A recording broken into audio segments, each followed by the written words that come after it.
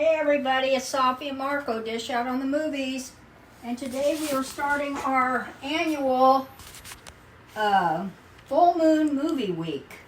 Well, it goes past a week, but we watch and review 10 full moon movies, which are, I don't know, scary, science fiction, horror. They're a mix of different things. A mix of very different things. We pick them out randomly. Well, not really randomly. I mean, I pick out a couple. Safi picks out a couple. And the first thing that we do is we bet on which movie we think will be the best and worst. So, which is kind of silly because it's really it's just a fun thing to say, like, from my impressions, this might be the best and might be the worst. So I would like to go over the full moon movies really quickly and then our predictions. We got Trancers 3, Death Lives. You remember, Safi? Oh, okay. You remember Trancers 2 was really good. Yeah. Subspecies 4, Bloodstorm. Blood Dolls. Sideshow, Doll Graveyard, Shrunken Heads, what's this one? Dead Man's Hand. Okay, that one looks like crap. The H is weird. Even when I look at it over here, it's weird. It's like a backward E, and then you have to look at it closer. Magic in the Mirror, Creepazoids, and Beyond the Seventh Door, and that's the movie that we're reviewing today. My prediction was that Doll Graveyard will be the best, and the worst will be the Dead Man's Hand or whatever. Safi predicted that Beyond the Seventh...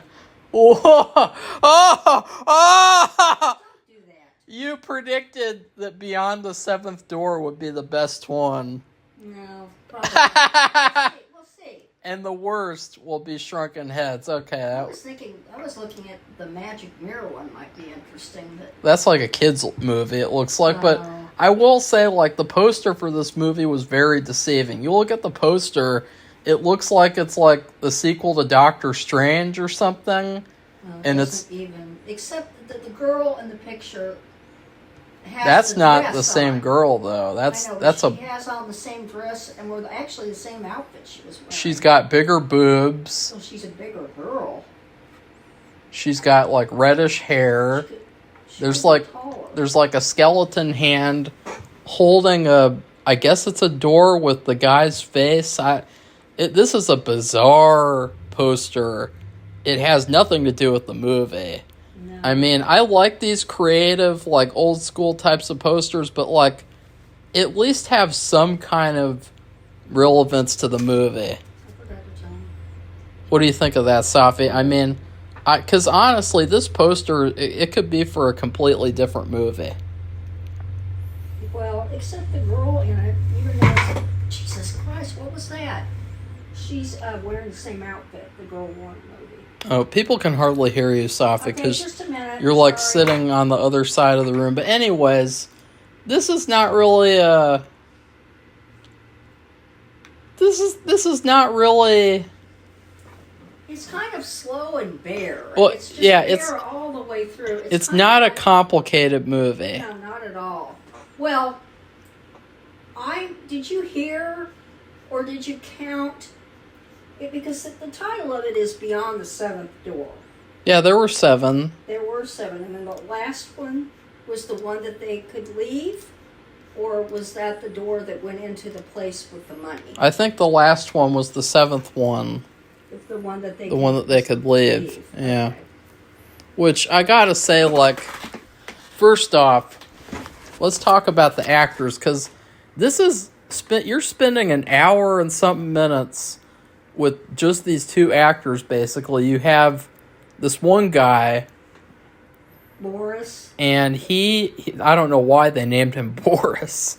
That's really weird. That's a European name. Very European. That's not a name for a Hispanic person usually. And he looks like Richard Ramirez mixed with Tommy Wiseau. and he even acts like Tommy Wiseau. And so that's what was funny is it's like, I don't know, like, you don't really see this anymore where you have, like, this long-haired, like, macho man type of persona. Right, Safi? He wasn't a bad macho man. No, he but, like, mean to her or he's just, anything. he was bad. He was really kind of bad. He was like someone you'd see at the laundromat in the 80s. Right, Safi? Yes, I went to the laundromat in the 80s, so really? I don't know. What kinds of people did you see there? People like him? Like that. Really? Well, the thing is, he just gets out of prison, and I wondered if he did, but you didn't see any guards anywhere. Yeah. It's like they used, because we're having experience with this now, he used a building, the filmmaker, and it looks like it could be a prison. I'm not even sure if it was. And, well, I mean, in real life. And he gets out, there's no guards anywhere, there's no guard tower, there's no fences. But I just have this feeling he's getting out of prison. And also the clothes he's wearing, I don't know. They're like clothes you wear to the laundromat because all your other clothes are dirty. And I don't know. I think what's funny is the movie starts off with like a 5-minute opening sequence of just him walking around with 80s music playing. And he's by this ocean, and I thought, oh, we're going to see, there's guards out there or something. Nope. And to beach. To be fair, Safi, he does kind of look macho, but then he starts talking. So. But then he starts talking. He's actually whiny. And this is how he sounds the whole movie. My name is Boris. We've got to get through the doors. That's how he sounds the entire movie. He sounds more feminine than his love interest. So he meets his girlfriend, or she was his girlfriend, and she had told him she's way out of his league. She didn't want to be with him ever again. She's like a typical, like a 1980s, like, star. Like, see, this is one of the fun things about watching 80s movies is you see these really unique looking people that you wouldn't see nowadays. Nowadays you have, like, that creepy Amelia that I just saw, people like her, and she's just really scary, and she looks like she wants to kill you. And this is, like, the opposite, right, Safi? Oh, well, you haven't watched that movie yet. Girl, you will be watching it. Maybe she's going to be stupid and whiny and scared of everything. But no, well, her first scene, she spends just lambasting him. Yeah, she's just being like, I really don't want to be with you. Yeah. I'm mad at you that you broke the law. It's like 5 minutes of her going, "You're a stupid idiot, Boris. You're an idiot. You're a dumbass." And he's just like, and then she wants to do this job where her, I guess it's her boss. There's not really much backstory about. The thing is, it's like an outline. The really irritating thing is they had this castle, and I don't understand, like, if they really had access to the castle for a long amount of time, because it felt like they didn't have enough time. Because I felt like this was a good idea for a movie. If it was properly executed, it could have actually been pretty good, but there's not much backstory. Like, at the beginning of the movie, you feel like they should set this up at the castle. You should see the boss. You should see the interaction between him and her. But there's nothing. You never see her and her boss together until the end of the movie. They've gone, everybody's left the castle. Yeah. And she's the only one there. Yeah. And that's what she says. And she says, that they decide, he's rich. And so he probably has some kind of treasure or money somewhere that they could get access to, take it, and then they could leave. And he was kind of, she intimated that he was kind of sexist or misogynistic because she was wearing, and it's in the picture on the cover, but like Marco said, the girl in the picture doesn't really, it's all drawn. It doesn't really look like her. It looks like a bigger girl, a different model, but she's wearing this, it really wasn't that bad, a skimpy little short sleeve dress, but she's wearing those stockings. It's like those lingerie. Old-fashioned things with the clips on the stockings, and you unclip them. You look like a hooker! That's what he says. He's like, you look like a hooker! She says, that's what I have to wear for this guy. So that was another thing, though, is that with him, she says, I looked all over the castle, and there wasn't anything that looks like there could be a secret passage to a... But Safi, that was another thing with him, is that he kept on slurring his words, and he kept on, like, leaving words out of sentences. You know, like, are you going door? Instead of, are you going through the door, he would be like, are you going through door, and stuff like that. It was, and there was one part where he's supposed to be, I mean, this is really hilarious. They're supposed to be like a couple that's really hilariously bizarre. There's no chemistry there at all. No. And there could be, it's just, he's weird. And the way that he's playing this character, it's like, I can't do anything. I get the big That's what the whole movie was. I know, but there was this one really funny part where he was like, he was trying to say, like, you have really beautiful legs, but then you could tell that the actor forgot the line. He was like, you have really beautiful legs, you know, and they used that take in the movie. And I thought that was really, like, obvious that he messed up that line, and he did not mean to do that. Remember that, Safi? Did you recognize that? No. That was bad. It was kind of like, I was like, when is this going to be over? Because God, Safi, what a bitch. It was just, there wasn't any, it was like having... Oh, come on, Safi. Like, of something good. It's like a Saw movie. But yes, that reminded me of Saw. I was going to say, it did remind me of Saw. Yeah. And because she said, this is the only door that I can't... I couldn't get in. And so he was a lock picker. He had a whole tool kit with him, a tool belt where, you know, to steal something, you know, everything. There's a screwdriver, and there's a measuring tape and all this stuff. And he had a couple little instruments to lock pick the door, and he did. And then when they go in, and so they think, it's like this. When they get inside, there's someone on an intercom. Well, you hear it. And he's saying, "What's going to happen? You want to play a game?"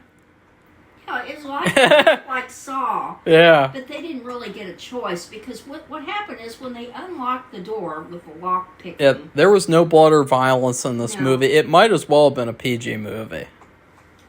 And they go in, and I'm thinking, why don't they put something in the door? Because you know the door is going to close, and they're not going to be able to open it and get back out. And to be honest, they couldn't. To be honest, too, it is kind of a claustrophobic movie, because I mean, it's like they're in the same types. It feels like they're shooting this in one building or something. But it feels so confined, and I'm sad that, like, the movie wasn't really good, because I feel like this was a really good idea for a movie. Yeah. And it could have been great, but it was just okay. I didn't think it was bad. No, I didn't either. I just thought that there could have been more filling. Yeah. That's what I liked. It was a skeleton of something, but without enough filling. The concept... So you can hardly taste it because it's so brief. Yeah, the concept was that the boss booby-trapped this whole, like, obstacle course for them to go through, where they had to go through these different rooms and escape them. Which is kind of like Saw. Yeah, and the funny thing is, when they go through the first door, there's this really bizarre part where the guy, let's just call him Richard Ramirez, he is trying to slide under the door, and he drops his toolkit bag, and then he has to run back and get it before he can get through the door. Because the door is closing. And then after the door closes, I'm not kidding you guys when I say that they spend like 2 minutes just standing there doing nothing. it's like, what is going on here? Like, they're just playing this 80s music. That was another thing. They had, like, 2 songs that they made for this movie, and they just played them on loop the entire movie. You don't even have to do real music and everything. You could do things with percussion instruments and other instruments and make it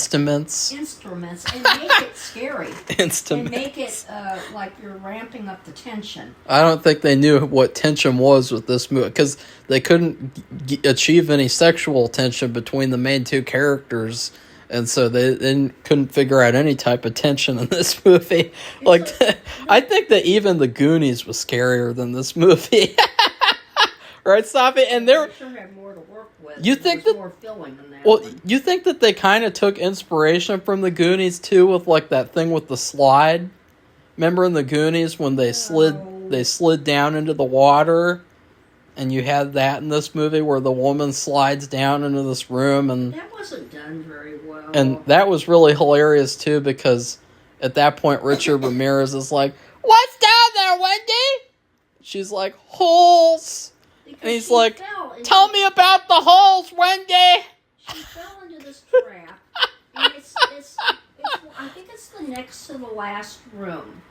And the thing is, I didn't get this. She had a screwdriver. There was a dead man there. And I'm thinking, is that the guy who owns the place? Yeah, that's what I thought. I thought it was going to be like a Legend of Hell House thing.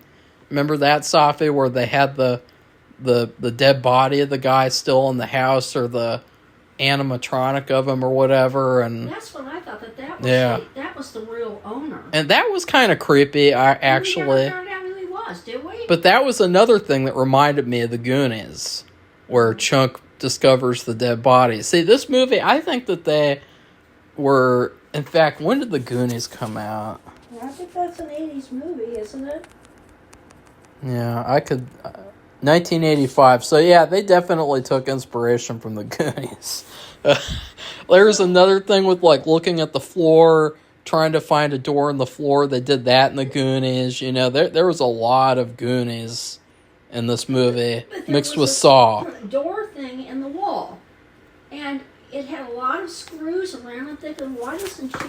And the dead guy had a screwdriver in his hand, and of course, it's rigor mortis, so she has trouble. You know, she's the only one who fell through this hole. The other guy wasn't right up on her, and he didn't fall too. He was up there, up above. There was another funny thing. It was that at a certain point, you know how usually Jigsaw, for every trap, he's like, "Okay, you have 5 minutes to solve this trap.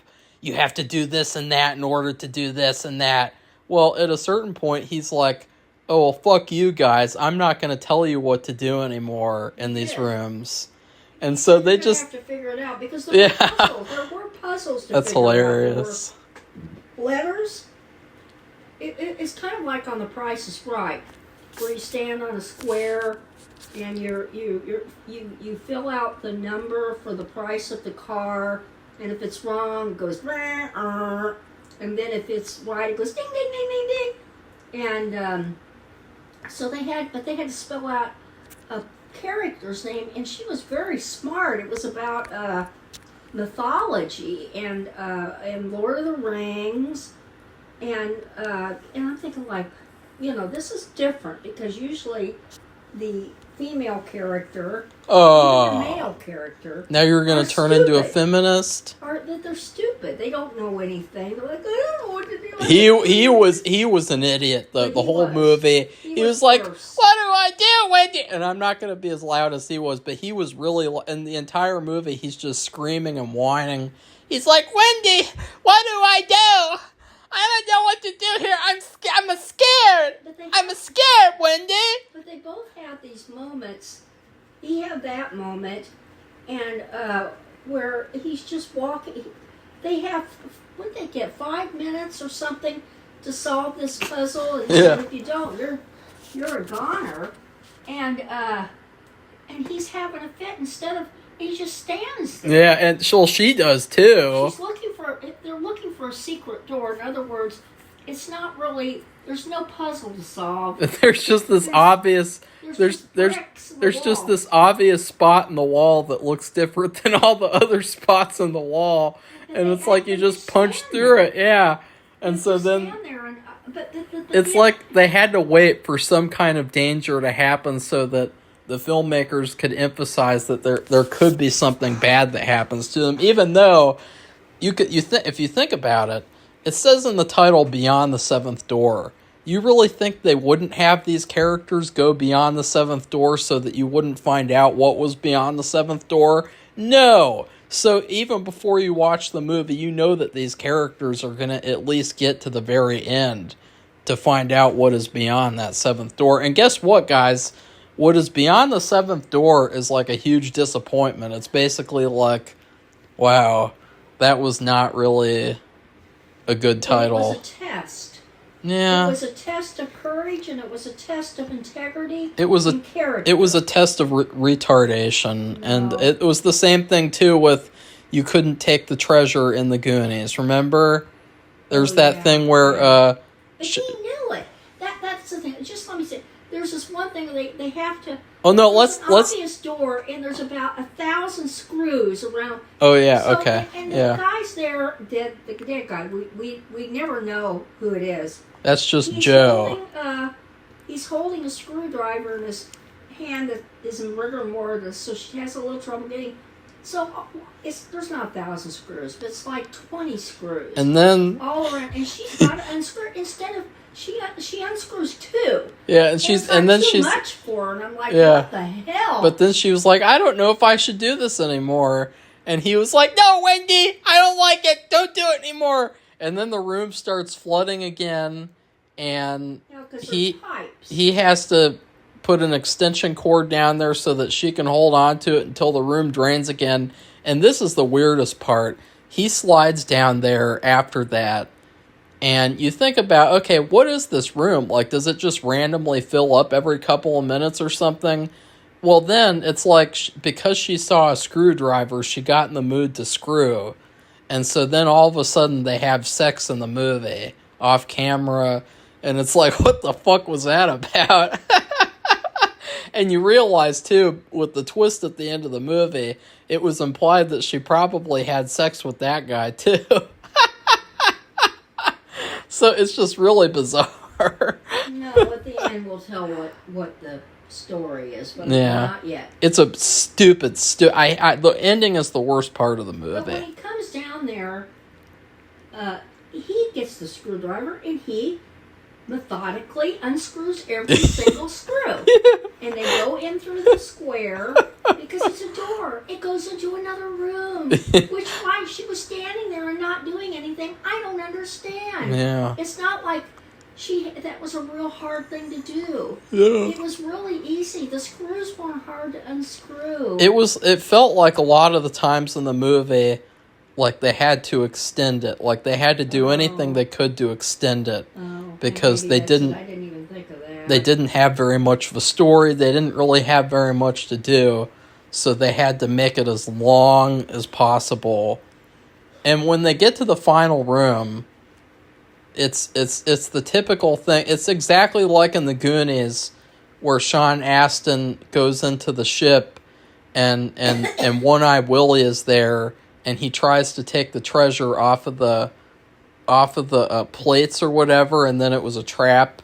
Okay, but look, he knew it was a trap. That was the stupidest part. That's what I don't get. He was very smart. Yeah, he inspected the entire thing, and you had this briefcase with $1 million in it, and it was wired to a bomb. He saw and there was kind of like gravelly dust stuff, and it was covering, and he very, very carefully wiped all the dust and gravelly so that stuff, he could look at the bomb. And he knew it was a bomb. Well, I think... How would the bomb be triggered? I mean, you think it's wired and it goes up to the money. But see, I think that the assumption that he made was that you had to grab the briefcase for the bomb to go off. Oh, I didn't even think of that. That's what I thought, because it's like the wire's attached to the briefcase, so maybe, but still, it's like But you he could have should just thought it through. Yeah, and at first he was just going to take a couple of bundles of the money, but then he goes back down there to get the rest of the money, and it's like, what the hell? Like, that is totally, totally stupid. But the thing is, I mean, he didn't think of everything. In other words, he had covered it. He knew it was a bomb, right? Yeah. And so Marco's saying, well, he must have thought you take the whole... Well, I'll tell you something. The guy, whoever's the owner, he's been directing them all the way through. He gave them, like, well, you have to find this. You have to solve the puzzle, blah, blah. And goes all the way through. And he said, now, you have a choice. You can either... You take something that doesn't belong to you and be like an unscrupulous person, or you can, what was it? He said it was something. He said, or you can go beyond the seventh door and discover a treasure that's worth so much more than the money. And you know what that is. It's very obvious. That's your life. Yeah. That's freedom. And she knew it. And she tried to talk him out because she knew he was probably going to take the money. But the thing is, he did not think all the way through. Like Marco said, I didn't even think of this. I did. He thought he was going to pull that if he pulled the briefcase, that would release the bomb, but it was weighted. Yeah. If you think about it, it's like you wouldn't want to take all the money either, because that could trigger it as well, just like in the Goonies. But then he explodes. But that's another thing, is that, like, okay, if there's this implication that they've done this a million times. She's done it a million times. Yeah, well, like, how have they been able to kill all those people without any sort of notice, number one? Number two, did they all die by an explosion? And if so, how could they constantly have explosions down there in that room without any sort of, like, structural problems with the building? An explosion. Well, I don't know, but another thing is, like, how does he get her out of there if she's trapped in a room? Like, if she's in a room with the guy and the spikes, like, the one with the spikes going down, it's like, or the one with the wall closing in on them, like, how does she get out of there? Is there, like, secret escape places? Like, there's just so many questions based off of that stupid twist at the end. It's just, like I said, it's just a skeleton of a story. Yeah, the twist is that she is basically acting, and she's taking through all of these guys through there, I guess, to test them, just like in Saw. And so there's, like, this moment where they reveal the truth, and it's like, da-na-na, da-na-na, da-na-na-na-na. So what happened is, she left the room, and she said, I'll be waiting, I'm going to go take a shower and get my clothes, and said that was fine. And he has a jeans jacket. Yeah. And he goes back and he empties the briefcase, and she, after she gets out of the shower, she hears an explosion. Yeah. And then guess who rolls in? She's all dressed and everything, looked like ready for bed, because she knew the guy was gonna screw up. Boris was gonna screw up. Yeah, Boris. The guy rolls in his wheelchair, the rich guy who owns the money and the place. And he says, I gave him a chance, you gave him a chance, and he didn't do it. And then he implied that they've been doing this, like Marco said, over and over and over again, all kinds of just people. Like Saw. And you could also say he's paralyzed, and so he's kind of like, he's sick, just like Jigsaw was sick. Well, he said, you don't have to screw all of them. But another thing that she said that I thought was very bizarre was she said he was only 36. That's what she said, and so that's implying she slept with that old guy that she pretended to be scared of, the dead body, and all these people who have gone through this trap stuff, they've all been, like, old men, which is, like, so random, it's weird. It's like, is that a stereotype that old men are all, like, thieves and bandits or something? Like, I didn't get that at all. I don't even understand why they had to do that. Like, and because this isn't real life, it's a movie. Like, her character is, like, what is her character? Like, he's only 36? Like, what? I don't know. It's so weird, because you think, what would have happened if he would have gotten out with her? Like, would she have left with him? Yeah, I know. I don't know. It sounded like she might have done that. And then at the end... There's no hint at it, though. The guy in the wheelchair gives her a big wad of cash in an envelope. Yeah. And said something. I didn't get that. He said something about, like... He'd give her a bonus if... Well, no, I already told you. He said you don't have to screw all of them. And then he rolls out of the room. No, but he said something about money.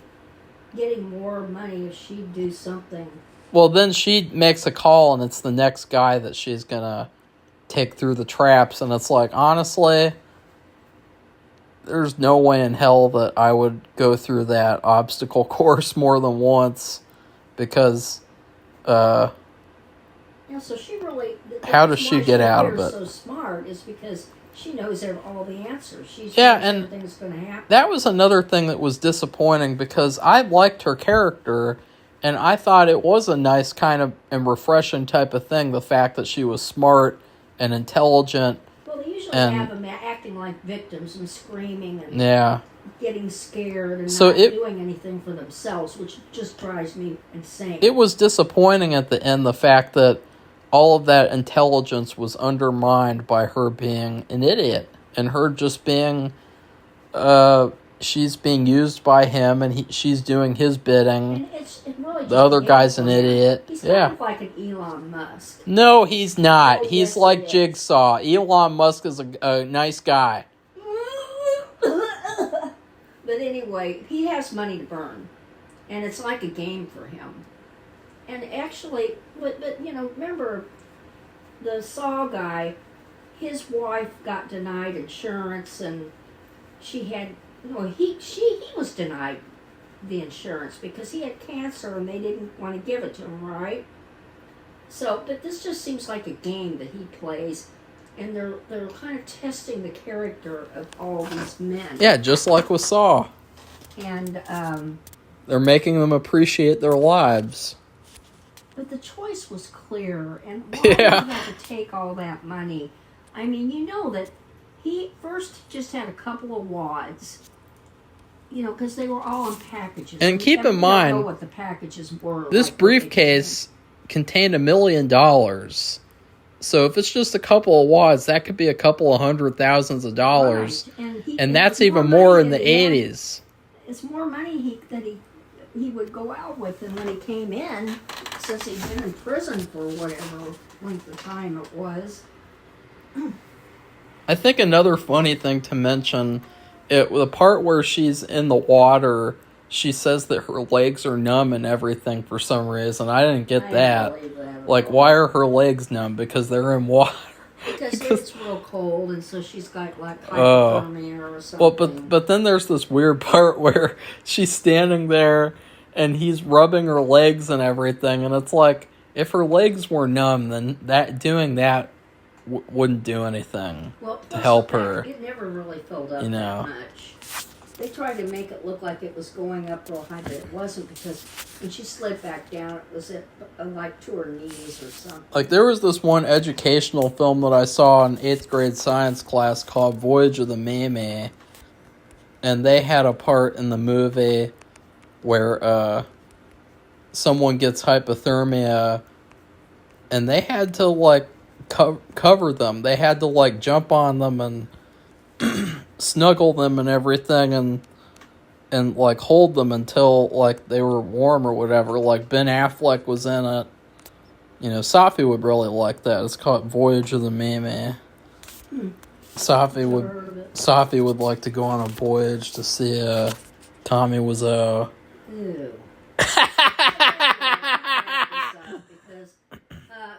What's your food review?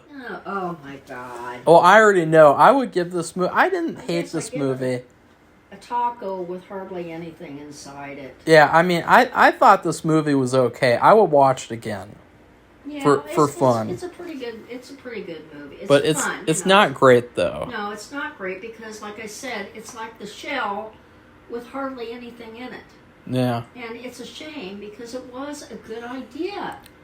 What's the matter with these people? Yeah, well, I guess they didn't have very much money or whatever, but you don't have to have a lot of money. You can make it work. And I would it's sad. I would give the movie a hot dog with ketchup on it. Just one hot dog with ketchup on it. It feels like it's an okay movie. I think it was a good start to the full moon movie week too, because it could have been terrible. You know, last year I don't think we started off on a good movie, or I can't remember. No, I don't think we did. But yeah. So, do you think it'll be the best one, Safi, or do you think that your prediction was a bust this year, I don't know. as usual? I don't know because the titles really don't. They really never mean anything. Well, see, I thought there would be some big surprise behind the seventh door. There'd be some big revelation or something, but no, it's just. I wasn't thinking that. It's I just was thinking of Saw. Yeah, it was just really the castle. It really wasn't that bad. I mean, Saw, people get their heads lopped off. Well, you have to get their faces and their bodies stabbed. Well, and the whole point is you have to go through pain, or you have to go some kind of anguish. Right. And in this movie, you don't really have to go through much of anything except listening to this man baby cry the whole movie. He's really weird. He's probably more whiny than any woman I've ever seen in a movie in history. Like, that's how bad he is. That always drives me crazy because I just feel like these. And he was doing what you've seen. We're not being sexist or anything. We've seen it. They've shown it. We've seen it over and over. But kind of like that woman in Bride of Frankenstein. You know, that really irritating woman. Remember the one that's like, yeah, okay. Yeah, you didn't want me to do very much of that because it's like, yeah, you remember that character. This thing is, they both did it though. This one time, it isn't that she made these remarks because remember she knows all of the puzzles and the ways to get out, but they're just standing there like, oh no, and they have like, oh, what do I do? Left. Oh, what do I do? Just stand there and just like put their hands to their face. Oh my God, what do we do? And I'm like, what the hell? Oh no, Why are they just standing there. My favorite part was after that first door where they just literally stand there for 2 minutes long. And at one point, he like takes off his jacket and throws it on the ground like he's mad or something. It's so funny. It's like he's not a good leading man. I mean, they don't know. I mean, well, because we find out at the end she knows everything. But let's say she didn't know. He doesn't know that they might really have 60 seconds left and a bomb might go off. Or some trap. And they did have a thing where these spikes came coming down from the ceiling, and there was another thing where a wall in the room started. It made the room smaller, so it was like in Star Wars. Remember when they're in the garbage thing and the walls started closing in on them? It's like a gigantic compressor. And that was scary. Yeah. And this wasn't scary at all. It was just like, no. And so they're standing around and like holding our faces and our hands and going, oh, what do we do? I mean, just, are you serious? I mean, my God. And you know what else would be funny? Like an effing victim. Just think about when this movie came out. Like, it probably didn't come out in theaters. No. But just think about like people. Just think about people renting this movie from the video store and watching it and being like, "What the fuck is this?" And they'd probably be yelling at the screen, and they'd be like, "What are you doing? Do this, do that." There isn't a lot of tension. You're not a nervous wreck. You're just kind of like. I was kind of bored. Yeah, me too. And it's just because it was so, like, they're doing this skeleton. It's like when you work one of those mazes. It's in a puzzle magazine, and you have to go. You have to go on these several different. Even do it on the computer games or computer puzzle. You go all these different directions, And there's nothing, and the only punishment you're going to get is coming to a dead end. And because the punishments they were getting, they just seemed to go on for a little bit, but then they'd stop. And then, but the bomb thing, that to me, that was just inexcusable, because he just like didn't, he only thought of part of it. He didn't think of the whole thing, like really, this is something that will kill him in his life. And so he's only thinking of one thing, that you just pick up the briefcase and you're going to get killed, so just take all the money out. The difference in the weight. I mean, this is in other movies. Indiana Jones, remember when he there's that thing in the middle of the cave? Well, grabs it and the thing goes down, or that was that Aladdin. Well, I haven't seen those movies very much.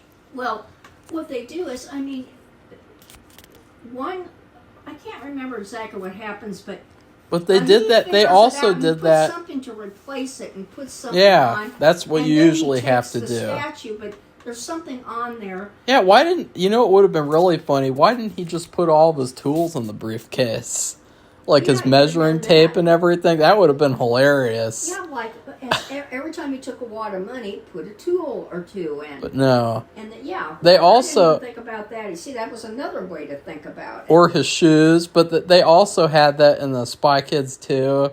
Remember where the kids wanted to take the money and then the gold, and then they take it outside and something bad happens to them, or no, the spider people attack them or something. But like, that's a typical thing in these movies where like you don't take the treasure, you just forget about it because she said, it's booby trapped. We'll get away with our lives. Yeah. And she was actually, you could tell, this was kind of like a real acting moment for her. You could tell she really meant it. That, because the guy laid it out for them. Because, like I said, and Marco said, he would come out, he would come over this this speaker thing. You would hear his voice every so often, and he'd say something. You have to do this, or, oh, congratulations, you did that. And he said you get the greatest gift at all, more valuable than any money. And you knew what that was. Freedom, and she said it. Freedom, or be alive. You don't know what's going to happen. I don't think she knew there was a bomb. Did she? She probably did. I thought he uncovered it. They opened the door, and what she did was, she did know, because while he took a couple of wads of money and stared at it, she went in the other room because she thought it was going to go off. Yeah. And see, that could have indicated to him, if he had been a little bit smarter, that he was not smart. That she and knew what was going to happen. The entire movie, she spends just saying that he's a dumbass. Like, there's no, like, even though if she chooses to have sex with him, she lambasts him the whole movie. But I will say the last thing. Chemistry either, so for her to do that is. The last thing I'll say is that I would like to see more movies with them in it, because they were entertaining in a good bad kind of way, especially him with his weird Richard Ramirez Tommy Wiseau impression. Cheekbones. Yeah, I thought he was Native American, but he might have been. I just don't know. It'd be funny to have seen him in an X-Files episode. He had a weird name. Yeah, Boris. Or no, the real name was Lazar. Which Rockwood.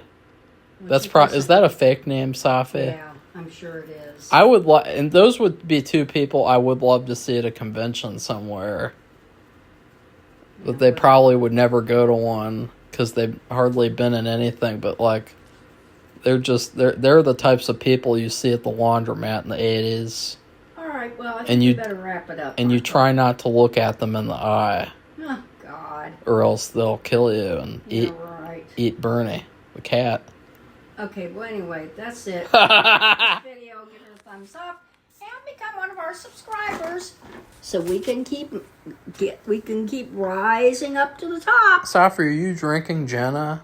I'm drinking Fanta Orange from Beetlejuice with that the daughter of Winona Ryder in the movie. Why do you keep on touching it in a weird way? Oh, for heaven's sakes. Bye, everybody. Bye.